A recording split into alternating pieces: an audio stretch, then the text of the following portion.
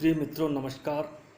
मैं OP Sharma astrologer ज्योतिष ज्ञान की इस यूट्यूब चैनल नई विद्या ज्योतिष परामर्श केंद्र में आपका स्वागत है।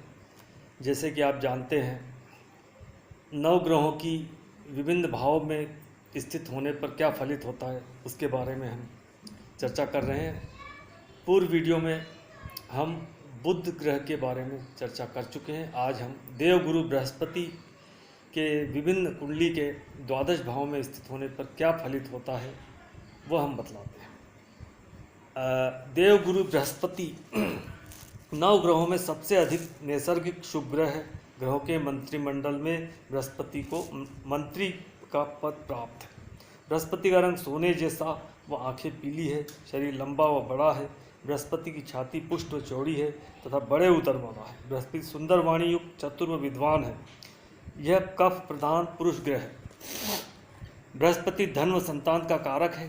कुंडली में लगन में स्थित बृहस्पति 1.25 लाख दोष दूर करता है। बृहस्पति की दृष्टि जिस भाव पर हो उस भाव के शुभ फलों में वृद्धि होती है। बृहस्पति वृद्ध सात्विक ग्रह है।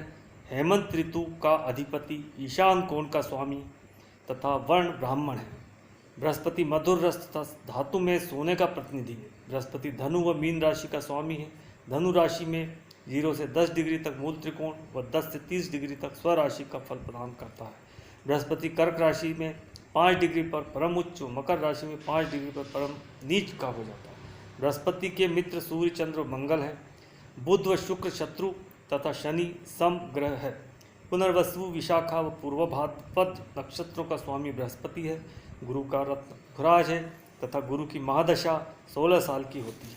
अब हम देवगुरु बृहस्पति के कारक क्या क्या हैं उसके बारे में चर्चा करते हैं। बृहस्पति उच्च ज्ञान, धन, संतान, धार्मिक, विद्वान, ईश्वर के प्रति निष्ठा, स्त्री के लिए पति, ज्ञान, सम्मान, दया, आदर, सत्कार, सलाहकार, यज्ञ, न्यायाधीश, कानून, धार्मिक कार्य, सोना, शरीर की चर्बी, पवित्र स्थानों का कारक, मूर्तियाँ, बड़ा भाई, भाग्य, धर्म, लेखन, प्रकाशन, ज्योतिष, आध्यात्मिकता, नेतृत्व, महत्वाकांक्षा, सात्विकता, शिक्षण, तप, दान, बौद्धिक कार्य, दर्शन शास्त्र, न्याय, निर्णय शक्ति, धैर्य, प्रौढ़ शिक्षा, पूंजी निवेश, स्वर्ण आभूषण, व्यापार, धार्मिक पुस्तकें, रबड़, हल्दी, खाद्य पदार्थ, आयात निर्यात, न्यायपालिका, ट्रस्ट, धार्मिक संस्थाएं, सुख व समृद्धि, उदारता, स्पष्टवाणी, चना, बेसन, मिठाई, पीला रंग, दादा, प्रतिभा, बैंक, बीमा कंपनी,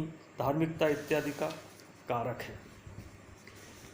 अब हम बृहस्पति को विभिन्न भावों में स्थित होने पर क्या फलित होता है ये बताते हैं। बृहस्पति का लगन में स्थित होने पर लगन में गुरु 1.25 लाख दोष माफ करता है। लगन में गुरु दिग्बली होता है। लगन में गुरु स्वराशि या उच्च राशि में हो तो पंच महापुरुष योग, हंस योग बनाता है। लग्न में गुरु जातक को गुणवान, धनवान, सुंदर व आकर्षण युक्त बनाता है। जातक खुशहाल होता है, समाज में सम्मानित व्यक्ति होता है, धार्मिक होता है, न्यायप्रिय होता है। गुरु की दृष्टि पंचम भाव संतान, सप्तम भाव विवाह तथा नवम भाव भाग्य पर होती है, जिससे व्यक्ति को स्त्री सुख, पुत्र सुख प्राप्त होता है तथा भाग्यवान होता है। जातक महत्वाकांक्षी होता है, अच्छा प्रबंधक होता है। जातक दीर्घायु होता है। जातक की विद्या अच्छी होती है। जातक उच्च पद प्राप्त करता है। सत्ता, सुख, मान सम्मान अधिक प्राप्त करता है। लेकिन लगन में नीच राशि में स्थित गुरु शुभ फलदायक नहीं होता है। स्वराशि, उच्च राशि या मित्र राशि में शुभ फलदायक होता है। अब हम गुरु के द्वितीय भाव में स्थित होने पर क्या फल होते हैं जानते हैं। द्वितीय भाव में गुरु स्थित हो तो जातक धनवान, सुंदर, निरोगी, बुद्धिमान, विद्वान होता है। जातक प्रसिद्ध होता है, कवि होता है, लेखक होता है, दीर्घायु होता है, ज्योतिषी होता है। वाणी भाव होने के कारण वाणी में ज्ञान झलकता है। कुटुंब परिवार का सुख, पत्नी सुख, पुत्र सुख भरपूर प्राप्त होता है। लेकिन पाप ग्रह युक्त दृष्ट हो तो शुभ फलों में कमी आ जाती है। तृतीय भाव में गुरु की स्थिति समझते हैं।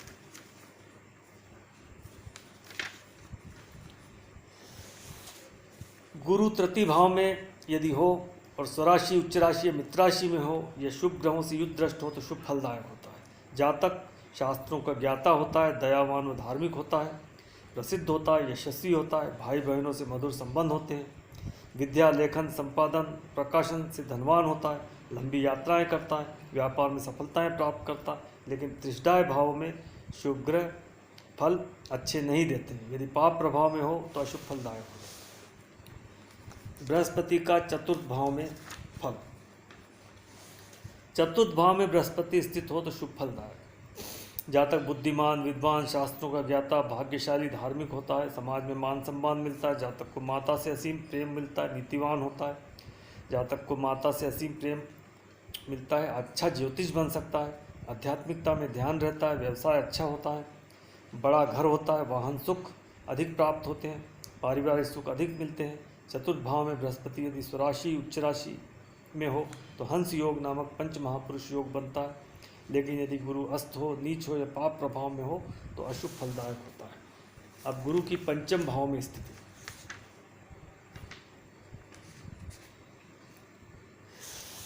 पंचम भाव में बृहस्पति स्वराशि, उच्च राशि या मित्र राशि में हो, ये शुभ ग्रहों से दृष्टियुत हो तो जातक उच्च शिक्षा प्राप्त करता है। जातक धनवान होता है, धार्मिक होता है, आस्तिक होता है। जातक शिक्षक, लेखक, संपादक, ज्योतिषी बन सकता है। संतान अति योग होती। लेकिन गुरु नीच, अस्त या पाप प्रभाव में हो शुभ फल में कमी हो जाती है, संतान से सुख प्राप्त नहीं होता। ज्ञान भाव में गुरु हो तो उसका असर नवम भाव पर और लग्न भाव पर होता है। जातक न्यायप्रिय होता है, जातक मर्यादित होता है, सम्मानित होता है, धनी होता है और शुभ कार्य करने वाला होता है। अब षष्ठम भाव में गुरु के स्थित होने पर क्या फल होते हैं जानते हैं। षष्ठम भाव में बृहस्पति स्वराशि, उच्च राशि में हो या शुभ ग्रहों से दृष्टियुत हो तो जातक विद्वान होता है, ज्ञानी होता है, मधुरभाषी होता है। जातक का स्वास्थ्य अच्छा होता है, धनवान होता है, मान सम्मान में वृद्धि होती है, व्यवसाय नौकरी अच्छी होती है। यदि अशुभ ग्रहों की दृष्टि युति हो तो जातक के शत्रु अधिक होते हैं, आलसी होता है, क्रोधी होता है, पेट से संबंधित रोग होते हैं, धन की कमी होती है, संतान को कष्ट होता है। जातक की पर स्त्री, शराब, जुए में रुचि होती है। अब गुरु का सप्तम भाव में होने पर क्या फलित होता है बताओ। सप्तम भाव में गुरु हो तो जीवन साथी सुंदर, सौम्य, दयालु, उदार, प्रसिद्ध, आकर्षण युक्त होता है, गुणवान होता है, स्नेही, धार्मिक, कामुक। लेकिन जीवन साथी निष्ठावान, सुयोग्य, पुत्रों से युक्त, वैवाहिक जीवन खुशहाल होता है। विवाह के बाद सामाजिक स्तर में वृद्धि होती है, साझेदारी में सफल होता है। जीवन साथी आयु या विचारों में मैच्योर होता है, बड़ा होता है। यदि गुरु नीच हो, अस्त हो या पाप ग्रहों से दृष्टियुत हो तो जीवन साथी रोगी होता है, मृत्यु भी हो सकती है, अशुभ फल की प्राप्ति होती है। अब बृहस्पति, देवगुरु बृहस्पति अष्टम भाव में स्थित होने पर क्या फल होते हैं समझते हैं। अष्टम भाव में गुरु का स्थित होना अशुभ फलदायक। जातक को संतान से कष्ट होता है, धन की हानि होती है, चर्बी बढ़ने के कारण मोटापा बढ़ जाता है, मूत्र संबंधी रोग हो जाते हैं, मधुमेह का रोग होता है। जातक अल्पायु होता है, जातक घमंडी होता है, अहंकारी होता है, जातक अनैतिक कार्य करता है। यदि गुरु स्वराशि का हो, उच्च राशि में स्थित हो या शुभ ग्रहों से दृष्टियुत हो, अशुभ फलों में कमी आ जाती है, वसीयत में धन प्राप्त होता है। अब हम देवगुरु बृहस्पति की भाग्य भाव नवम भाव में स्थित होने पर फल समझते हैं।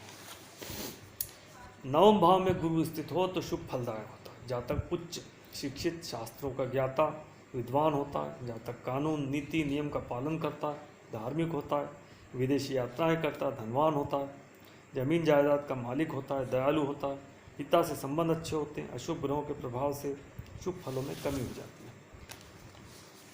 अब देवगुरु बृहस्पति का कर्म भाव अर्थात दशम भाव में क्या स्थिति होती है, क्या फलित प्राप्त होते हैं बताते हैं। दशम भाव में गुरु स्वराशि या उच्च राशि में स्थित हो तो पंच महापुरुष योग, हंस योग बनता है। दशम भाव में गुरु अमल कीर्ति योग भी बनाता है।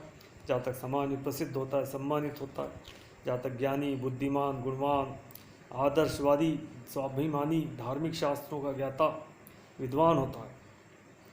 जब जातक उच्च शिक्षित होता है तथा जीवन में उच्च पद प्राप्त करता है। जातक चरित्रवान, ईमानदार, दयालु, परोपकारी होता है।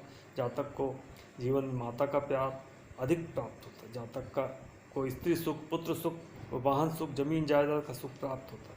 यदि गुरु नीच हो, अस्त हो या पाप ग्रहों का प्रभाव में हो तो शुभ फलों में परिणाम में कमियाँ हो जाती है। अब जातक अब देवगुरु बृहस्पति का एकादश भाव में क्या स्थिति होती है समझते हैं। एकादश भाव में गुरु स्वराशि का हो या उच्च राशि में, मित्र राशि में हो या शुभ ग्रहों से दृष्टियुक्त हो तो जातक अति धनवान होता है, जातक सुंदर स्वस्थ होता है, शास्त्रों का ज्ञाता, लेखक, शिक्षक, ज्योतिष प्रकाशक होता है, जातक बुद्धिमान होता है, विद्वान होता है, सुयोग्य संतान होती है, मित्र अधिक होते हैं, आय के अनेक स्रोत होते हैं।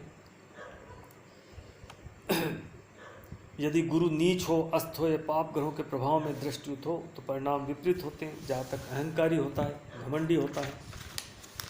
अब देवगुरु बृहस्पति की कुंडली के अंतिम भाव व्यय भाव में स्थित होने पर क्या फलित होता है बताते हैं। यदि द्वादश भाव में गुरु हो तो जातक पर स्त्रियों पर आसक्त होता है, कामुक होता है, निर्धन होता है, संतान नहीं होती, अगर हो तो संतान को कष्ट होता है, जीवन साथी से विरोध रहता है, नास्तिक होता है। यदि गुरु उच्च राशि या स्वराशि में या शुभ ग्रहों से दृष्टियुत हो तो अशुभ फलों में कमी हो जाती, जातक दयालु होता है, परोपकारी होता है, जातक का ध्यान आध्यात्मिकता और मोक्ष प्राप्ति की तरफ होता है। जातक द्वादश भाव में यदि गुरु उच्च राशि में या स्वराशि में या मित्र राशि में भी हो तो जातक चैरिटी के कार्य करता है और उसकी दृष्टि चतुर्थ भाव में होती है तो चतुर्थ के अच्छे फल मिलते हैं उसे। माता का प्यार, भूमि, भवन, मकान, शिक्षा अच्छी होती है। षष्टम पे दृष्टि पड़ने से रोग ऋण शत्रु होते हैं लेकिन उससे निजात मिल जाती है। अष्टम पे दृष्टि पड़ने से जातक लंबी आयु प्राप्त करता है, दीर्घायु होता है। इस प्रकार से देवगुरु बृहस्पति के कुंडली के द्वादश भाव में स्थित होने पर फलित के बारे में बताया गया। नमस्कार।